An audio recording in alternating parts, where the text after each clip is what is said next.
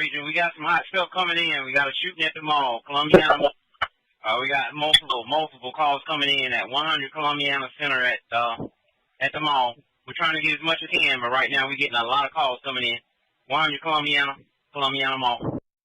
That's a 911 call following Saturday afternoon shooting at Columbiana Mall. The shooting and its aftermath is how we began tonight at 11.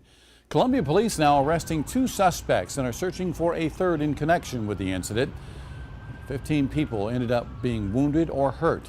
20-year-old Marquise Robinson has been charged with 9 counts of assault and battery of a high and aggravated nature, attempted murder, and unlawful carrying of a handgun.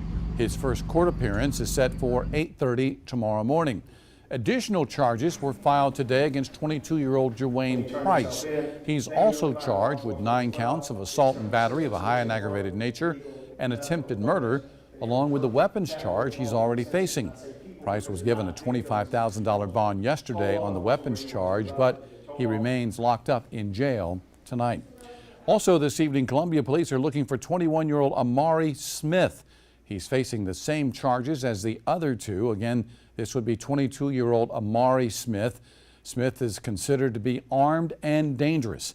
Take a good look. If you see him, don't approach him. Instead, you're urged to call 911 immediately. Now, earlier today, Columbia Police Chief Skip Holbrook met with the media to talk about the horrific events over the weekend and how his department is moving forward to solve the case. Here's News 19's Peyton Lewis. There was shell casings everywhere. There was glass everywhere from where they had done, shot out the windows, and there was blood everywhere. This is the scene that Josh Kingsmore described as he and his family were escaping from the Columbiana Center Mall on Saturday after 3 men started shooting. His wife Candace Kingsmore was inside Belk with their children when the shots rang out, and she says her family is still shaken up. Oh, it was terrifying. They're all saying they don't want to go back to the mall. They're saying we're ordering things off of Amazon from now on. At a press conference on Monday, Chief Skip Holbrook was asked about the weekend violence. At a public mall like that, do we expect violence? Absolutely not. This was a tragic event. We had 3 people showed up at a crowded mall on a Saturday night carrying weapons, and they fired their guns, and we had 9 people hit by gunfire. Chief Holbrook says his officers train for situations like this frequently. He says they would normally put extra boots on the ground for major events or if they were alerted to something happening.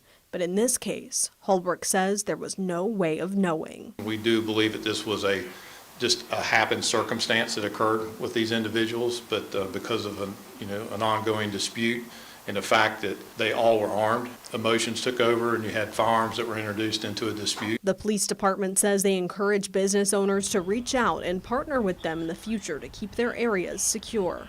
Officers say this will make response time and investigations easier for them. In Columbia, Peyton Lewis, News 19 WLTX. We also learned today that a 15th person was hurt in connection with the incident. Again, 9 were shot. 6 others suffered some other type of injuries. The oldest victim, 73 years old. That person still hospitalized in fair condition. The youngest, 15 years old. Those who were not shot have broken bones, and at least 1 person had a head injury that happened while they were trying to leave the mall for safety. As this investigation continues now, Columbia police are asking anyone with information on the events that led up to the shooting to call them. As always, you can call their department or you can call Crime Stoppers. That number is 1-888-CRIME-SC. And as we receive new details about the shooting, we will keep you informed both on air and online. You can head to our website, WLTX.com, for the latest, or download the free News 19 mobile app.